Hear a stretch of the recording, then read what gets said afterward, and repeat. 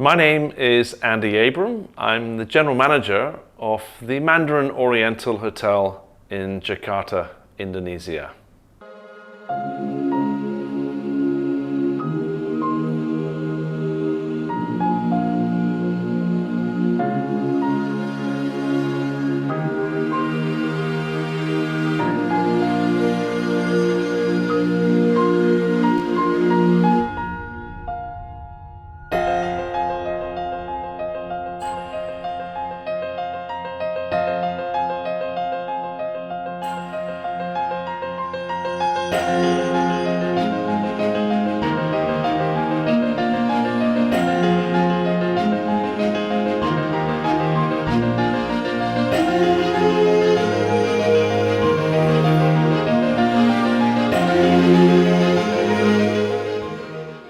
How do you think the hospitality industry nowadays differs from when you first started?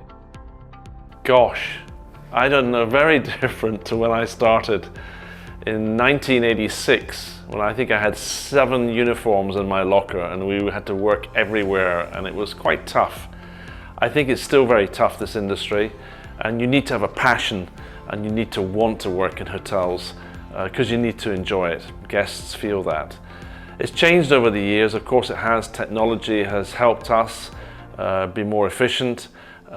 Guest demands have changed, travelers' demands have changed. The amount of people that do travel has increased enormously. Of course, COVID over the last 2 years has impacted the travel industry incredibly from what it's been. However, full travel will come back, and we continue here at Mandarin Oriental to make sure that we are understanding the specific needs of our guests at all times. And that means our external guests, and it also means our internal guests, our staff. Of course, their needs have changed dramatically as well over the last, 30 years. How is the hospitality scene in Indonesia diverse from the rest of the world? I think in Indonesia we're blessed. We're so lucky because I work with people who deliver the best hospitality anywhere in the world, and it's from the heart. That Indonesian culture is just a wonderful way to immerse yourself. And as a hotelier and as a GM of a property here in Jakarta, we have the opportunity to work with some spectacular colleagues, in fact many spectacular colleagues who are delivering excellent service to our guests. Now, to be fair, I mean, you can get excellent service everywhere in the world, and I have had the opportunity to work in a number of different countries. Great experience working in China, wonderful experience working in Thailand, in Hong Kong, in the Middle East, in the Sultanate of Oman, my first overseas posting. What wonderful people the Omanis are, and of course my time in Dubai.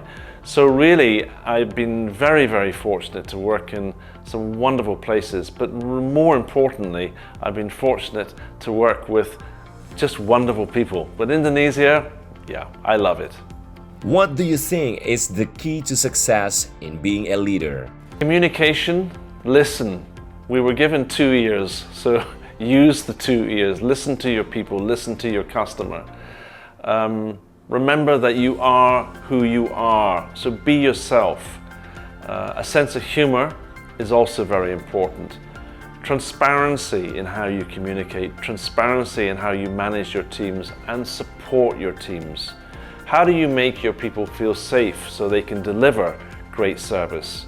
How do you make your people feel safe so if they make a mistake, it's not a crisis, it's a learning process? And I think this is very important. When I arrived here in 2004, I had a workforce of over 850 people.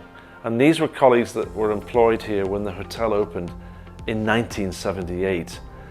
In 2007, we had to close the hotel and terminate that workforce, which was an extremely sensitive and difficult process to go through. And when we relaunched the hotel in 2009, we had 258 colleagues, so a huge reduction. Now what this means, of course, is that the level of education has increased dramatically. work efficiencies are better implemented and better set into the way we do our business to make us more efficient, but also at the same time to make sure that we're not compromising our level of service to our customers here at Mandarin Oriental Jakarta. As one of the city's iconic landmarks, how do you keep Mandarin Oriental Jakarta relevant and evolving with time? Thank you very much. The hotel has been here since 1978 and we're very proud to have been here, and we're very proud to say that we hope to be here for many, many more years to come. And I think at the end of the day, as a business, you have to evolve and you have to understand the needs of your customers. And as I said before, those customers are your external customers and your internal customers. Partnerships with our supporting companies in Jakarta and further afield are incredibly important to build the trust in your business relationships so that you have that support, to seek synergies with your customers so it's win-win. So to stay relevant is critical, relevant to the needs of your guests, relevant to the needs of your colleagues. If you're not relevant, people forget you, and that of course we can't let happen. So we're very proud of how we've adapted since 1978 to 2022, and we will continue to adapt, but we will continue to stay true to our own brand identity, our pillars and our guiding principles. And that's what makes Mandarin Oriental Group, we believe, very special. Never arrogant, but we think we're pretty good too. How do you see the future of Indonesia's hospitality industry? I think there's tremendous opportunity for Indonesia. It is a spectacular country. And of course, as you know, there are strategies in place to develop more international tourism for Indonesia. Bali, of course, is the shop window, and what an incredible island that is, and Lombok. But I won't list all the sites. You know what they are, and I think that's where the opportunity lies. And that, coupled with the Indonesian hospitality, the people of Indonesia, and their ability to make people feel welcome and make people want to come back and stay in Indonesia, I think the journey ahead is incredibly exciting, and I look forward to being a part of that journey. Can you share upcoming projects from Mandarin Oriental Jakarta to look forward to?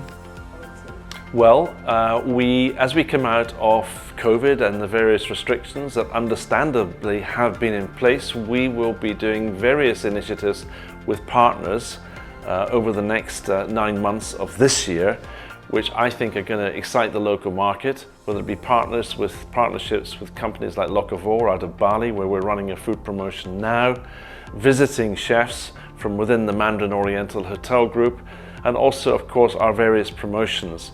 In addition to that, we renovated our meeting facilities back in 2020, so we are delighted that the customers are able to come in and start using those facilities with weddings and meetings.